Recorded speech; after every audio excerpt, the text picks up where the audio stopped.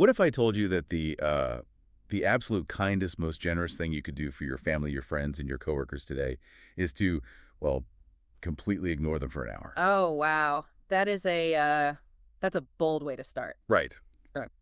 But welcome to our deep dive. Today we're tearing down everything you thought you knew about the word selfish, Yeah. and we are taking a very special, gentle approach to this because this audio experience is tailored specifically for you, our listener, as an English language learner. Yeah, we are taking some incredibly vital life concepts and just exploring them at a really relaxed pace today. Exactly. Our mission is twofold here. We want to figure out why prioritizing yourself is not a crime and to map out the practical, everyday ways you can actually do it. And of course, we're going to pick up some really highly useful English vocabulary along the way.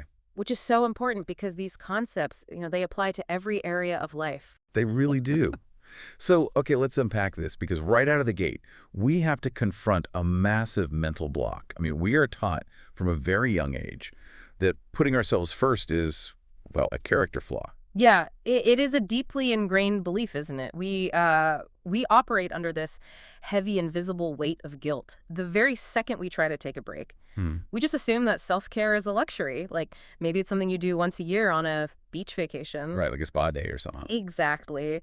But if we actually look at the psychology and the mechanics of human energy, self-care is not a luxury at all. It is the structural foundation of a healthy life.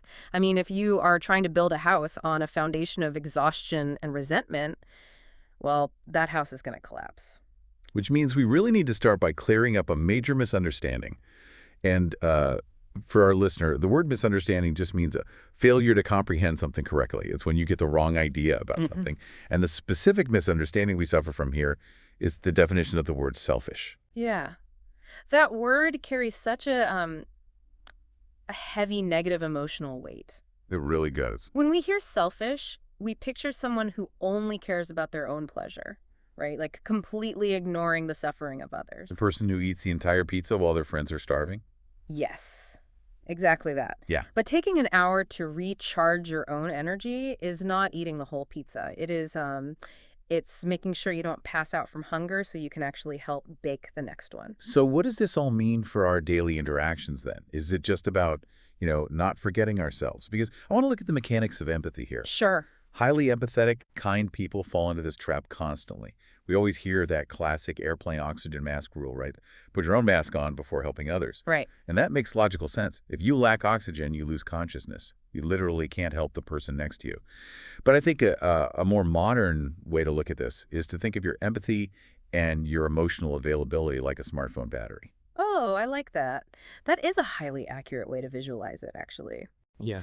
Because every single time you solve someone else's problem, every time you listen to a friend complain, even every time you translate a complex thought into English, you are, dropping your battery by 5%. And what happens if you never plug that phone into a wall charger? Hmm. What happens if you never do activities that are purely for your own enjoyment? Well, the battery hits zero, the phone dies, and a dead phone cannot make emergency calls. It cannot help anyone. Wow. Yeah. When we look at people who constantly give their energy away without recharging, we see a very, very predictable psychological pattern.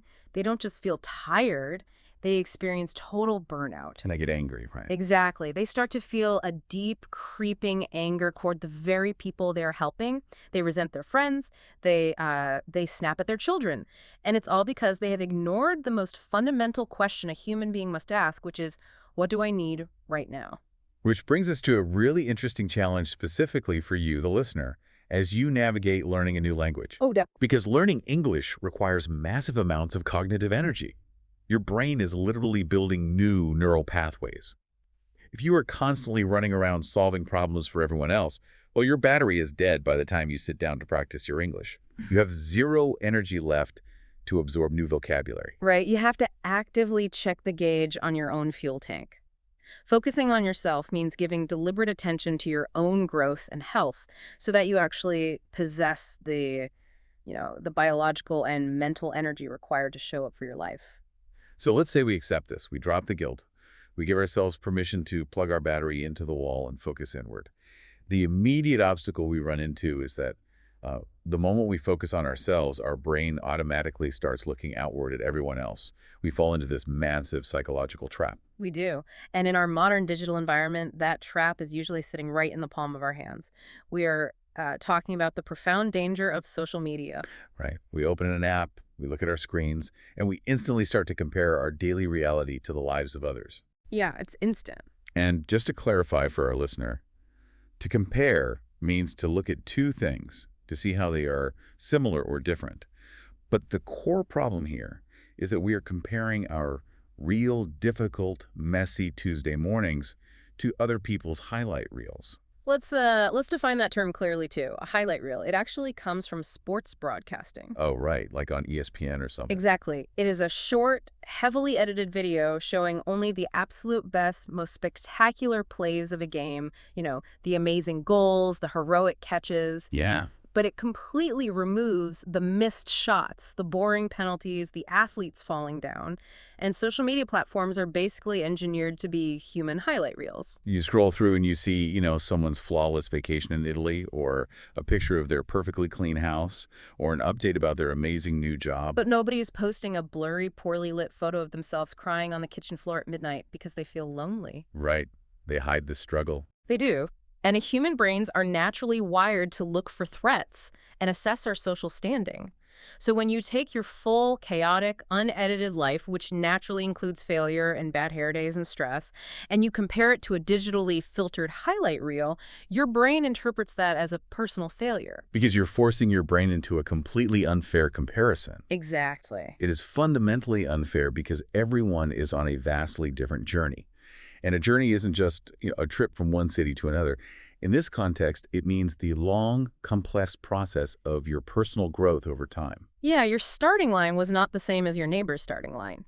You have different financial resources, different physical health challenges, different personal histories. Expecting your life to look exactly like someone else's is, well, it's structurally illogical. Makes no sense. Right. It is like comparing a fish to a bird and then aggressively demanding to know why the fish hasn't learned how to fly yet. Oh, that's a great way to put it. And here's where it gets really interesting for me, especially regarding language learning.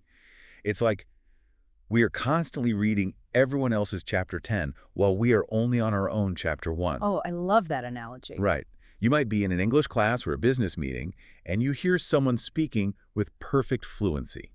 They're using advanced idioms, their pronunciation is flawless, and immediately you feel a wave of shame. You think, oh, I'm so far behind, I'll never be that good. But what you are not seeing is their chapter 1. You didn't see the 500 hours they spent sitting at a desk, frustrated, mispronouncing words, feeling totally embarrassed. Exactly. You were comparing your current struggle to their finished product. But if I play devil's advocate here for a second, humans are social creatures. We learn by looking at others. If we completely stop looking at the people around us, how do we measure our growth? How do I actually know if my English is improving or if I'm becoming a better person? Well, the only scientifically and psychologically sound way to measure your growth is through self-referential comparison. Meaning what, exactly? You measure against your past self. You look at your own timeline and ask, is my vocabulary better today than it was 6 months ago? Did I handle my stress better this week than I did last year? Oh, okay. You measure your chapter 2 against your own chapter 1. That is the only metric that actually reflects reality. Okay, so we mentally block out the highlight reels. We stop measuring our chapter 1 against someone else's chapter 10. That protects our self-esteem. But eventually, we have to put our phones down and interact with real people in the real world. Unfortunately, yes. We have to manage how others behave toward us. And that requires a concept that makes a lot of people incredibly uncomfortable: drawing lines. Ah, yes. We are entering the territory of setting a boundary. Let's break down that word for a second. A boundary, in a physical sense, is a fence or a line on a map that shows where one property ends and another begins. But in psychology, a boundary is an invisible line you draw around your own time, your physical space, and your emotional energy. It is a clear communication to other people about what behavior is acceptable to you and what behavior is not. And what's fascinating here is the sheer amount of terror people feel at the thought of setting a boundary. I mean, we have been socially conditioned to equate the word no with hostility. Yeah, we really have. We falsely believe that if we tell someone we cannot do something for them, we are attacking them or being deeply unkind. I want to push back on this a little bit because setting a boundary sounds beautiful and clean in a psychology textbook. But in real life, it is incredibly messy. Oh, absolutely. Let's say I have a family member, maybe a mother or a sibling, who calls me every single evening just to complain about their life for an hour. It completely drains me. And for our listener, to drain means to empty something completely, like, pulling the plug in a sink and watching all the water disappear, or watching your phone battery drop to zero. That's a great definition. Right. So if I suddenly tell my mother, I cannot listen to you complain tonight, she is not going to politely respect my peace. Yeah. She's going to guilt trip me. She might cry. How do you actually enforce a boundary without destroying the relationship? That is the most common fear. And it is a very real scenario. But we have to look at the mechanism of what a boundary actually is. A boundary is not a brick wall that you build to lock people out of your life. A boundary is a gate. A gate, okay. You are simply teaching people how to walk through the gate respectfully. When you allow someone to drain your energy every single night, you are not actually helping them. You are just enabling their negativity. And worse, you are building a quiet, secret resentment toward them. Because eventually I'm just going to stop answering the phone altogether. Precisely. By never setting a boundary, you end up destroying the relationship anyway through resentment and avoidance. The necessary mindset shift here is realizing that saying no to someone else's unreasonable demand is not an act of aggression. It is an act of honesty. Saying no to a draining phone call is actually saying yes to your own mental stability. But dealing with their anger is still terrifying. It is uncomfortable, yes. But here is the hard, unavoidable truth about human dynamics. If you set a reasonable limit, like asking not to be called after 9 p.m. or saying you can't lend someone money, the people who genuinely care about your long-term health will adjust. They might be a bit surprised at first, but... Exactly. They will respect the gate. The people who get fiercely angry, the ones who try to punish you for having a limit, their reaction is giving you incredibly valuable data. It reveals that they only valued you for what they could extract from you. They didn't love you. They loved your compliance. Oh, wow. They didn't love you. They loved your compliance. That is a difficult reality to face, but I guess it is necessary if we want to stop our energy from draining away. It is. So, assuming we have successfully defended our energy by setting boundaries, we now have a full battery. How do we actively spend that energy on ourselves? What are the practical mechanics of self-focus in a daily routine? Well, it requires a daily recipe for both the physical body and the psychological mind. And the absolute non-negotiable base ingredient is sleep. People always roll their eyes when they hear, get more sleep. It sounds too simple. But the reality of what we actually do is terrible. We get into bed, we turn off the lights, and then we spend 2 hours staring at a glowing screen, endlessly scrolling through videos until 2 a.m. Right. We treat sleep like it is an annoying pause button on our lives. But biologically, sleep is an incredibly active process. When you sleep, your brain is doing critical maintenance. It is literally clearing out cellular waste and toxins that build up during the day. And the screens interrupt that. Completely. The blue light from your phone suppresses melatonin, the hormone that tells your body it is time to rest. By scrolling at 2 a.m., you are chemically confusing your brain and denying it the time it needs to wash away the stress of the day. Prioritizing 8 hours of sleep is the highest form of self-respect. The second ingredient in this daily recipe is movement. Now, a lot of people hear movement and they immediately think they need to buy expensive gym clothes and lift heavy weights for 2 hours until they are completely exhausted. Which is another misunderstanding. We are talking about the biological necessity of flushing stress hormones out of your body. Okay, how did that work? Well, when you experience stress from a difficult English lesson or a tough day at work, your body produces cortisol.